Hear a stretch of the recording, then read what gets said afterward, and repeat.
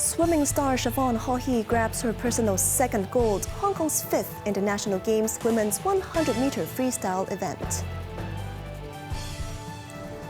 More than a dozen are injured in a double-decker airport bus crash near the airport. And in the face of the China-Japan spat, the Security Bureau issues a Japan travel warning, citing rise in attacks on Chinese citizens.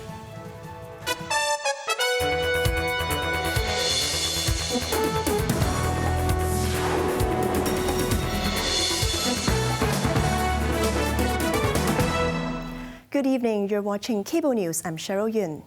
Hong Kong swimmer Siobhan Haughey claimed gold in the women's 100-meter freestyle at the National Games, adding to her earlier victory in a 200-meter event. Swimming in lane 4, Haughey wasted no time asserting her dominance, maintaining a commanding lead with every powerful stroke.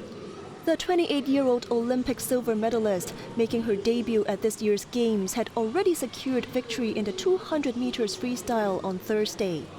In this shorter sprint, she turned the pole into her personal stage once more, fending off a determined challenge from Shandong's Yang Junxuan from lane 3, the national record holder. Haughey made it look effortless, clocking a time of 52.89 seconds, winning her second gold medal in the Games and flashing her radiant smile. Yang earned silver in 53.55 seconds, while Jiangxi's Cheng Yujie took bronze. Haughey is set to dive back in on Sunday for the 50-meter freestyle and 50-meter breaststroke. At least 18 people were injured this afternoon when a double-decker airport bus crashed into a roadside planter near Terminal 1 at the airport, with no serious injuries reported. The driver has been suspended from duty. Jeremy Zhu has more. According to the police, the city bus route 812 traveling from Siu Sai Wan to the airport lost control on Chun Hong Road around 3 p.m. before striking the planter. The impact left the bus's front section suspended in the air, with its windscreen shattered. The vehicle required stabilizing equipment to prevent it from tripping over. Injured passengers received triage and treatment at the roadside, with most sustaining minor abrasions. Those more seriously hurt were transported to hospital. It felt like a roller coaster, said this male passenger who were on the upper deck. Suddenly, everything stopped. Then the bus tilted upward. People were already coming down the stairs to get ready to disembark. Some of them fell. Another passenger said the driver tried to steer the wheel, but the collision came too fast. The bus driver, who suffered minor injuries, remained at the scene assisting investigators. Citybus has expressed condolences to affected passengers and confirmed the driver's suspension in line with standard procedures. Jeremy Zhu, Cable News. Bomb disposal officers have detonated a wartime mortar that was found earlier at the construction site of the Terminal 2 concourse at Hong Kong International Airport. Several hundred people were evacuated before the site was unsealed at around 5 p.m. Evelyn Bai has more details. Police received a report at around 10 a.m. that workers near the construction site discovered a weapon, measuring 30 centimeters by 7 centimeters, and it is shaped like a wine bottle. Following police instructions, the airport authority temporarily cordoned off the surrounding area as a precaution. Around 900 people have been evacuated. Officers of the Police Explosive Ordnance Disposal Bureau were dispatched to the site to detonate the mortar at around 4:20 p.m. The construction site, located roughly 600 meters from the new Air Traffic Control Center, is managed by a joint venture of Beijing Urban Construction Group and Chevalier Construction. Airport operations, including takeoffs and landings, remained unaffected. In September, police defused a 450-kilogram World War II era bomb that was discovered at a construction site in North Point. Evelyn Bai, Cable News.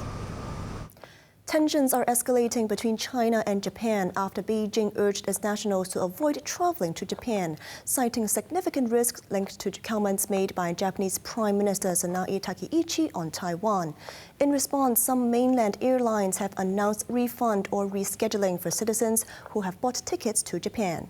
Meanwhile, the Security Bureau has also prompted Hong Kongers with plans to visit Japan to exercise caution. Jeremy Zhu reports. Foreign Ministry released an alert late Friday warning that provocative remarks on Japan's readiness to defend the island have severely damaged the atmosphere for people-to-people exchanges and may put Chinese citizens in Japan at risk, asking citizens to refrain from visiting Japan for the time being. Meanwhile, Air China, China Southern Airlines, and China Eastern Airlines have announced that passengers who purchased or redeemed tickets by 12 noon on Saturday may cancel or change their tickets free of charge for travel to, from, or via Japan between now and December 31st this year. Separately, the Maritime Safety Administration has issued a navigation warning that live fire exercises will be conducted in designated areas of the Central Yellow Sea from Monday to Wednesday for 3 consecutive days, with entry strictly prohibited. In the face of the spat in Hong Kong, the Security Bureau has also updated its travel alert page regarding Japan, prompting Hong Kongers who are planning to visit Japan or are already there to exercise caution, citing increasing trend of attack incidents against Chinese citizens in Japan since mid-2025. Jeremy Zhu, Cable News. An award ceremony was held for the 427 people on the SAR government's honors list, recognizing their achievements and contributions to Hong Kong. Chief Executive John Lee presented the honors to the awardees at Government House during the annual ceremony. 3 individuals were awarded the highest honor, the Grand Bauhinia Medal. They are founder of Hong Kong Economic Times, Lawrence Fung, businessman Charles Yeung,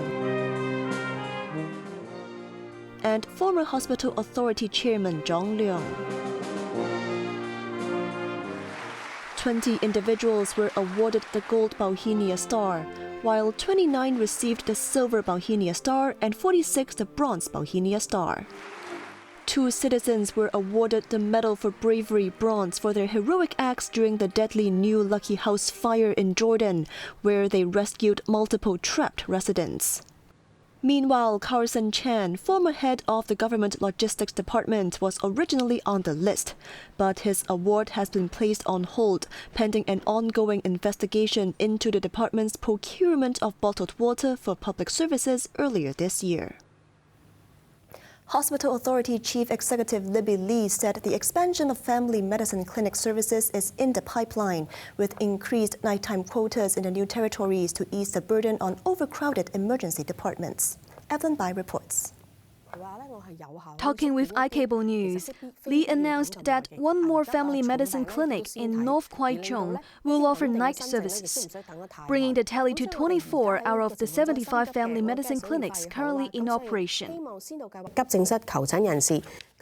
Lee said the decision to expand services was driven by high emergency room demand in areas such as Kwai Tsing, Tuen Mun, and Sha Tin districts. She added that some daytime slots will be shifted to evenings, making it easier for citizens seeking medical treatment after getting off work. As for the notoriously long waiting times for specialist outpatient services, Lee said the current appointment system has room for improvement. She emphasized that patients classified as urgent will be treated within 2 to 8 weeks, while stable cases will be allocated to doctors on a first-come, first-served basis. The appointment system could cut waiting times by 1/4 to 1/3, she believed. Currently, patients need to see a doctor and undergo blood tests at the same service point. Lee reviewed plans to improve this system step by step. For instance, doctors in Tin Shui Wai will eventually be able to access reports processed at a facility in Central.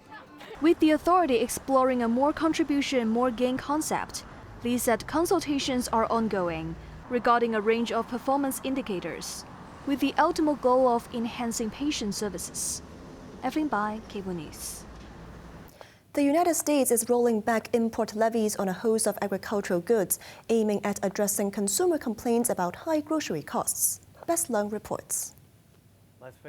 The executive order signed on Friday by U.S. President Donald Trump grants immediate relief to staples such as beef, tomatoes, bananas, and coffee. The White House said these exemptions take effect retroactively, meaning products brought into the country as of Thursday now qualify for tariff-free treatment. Refunds for previously paid duties, which start at 10% and go as high as 50%, are available for eligible goods. Trump said most of these products are not grown or widely produced in the U.S., so they are not causing competition in the country, adding that there is no need to increase the number of exempt products.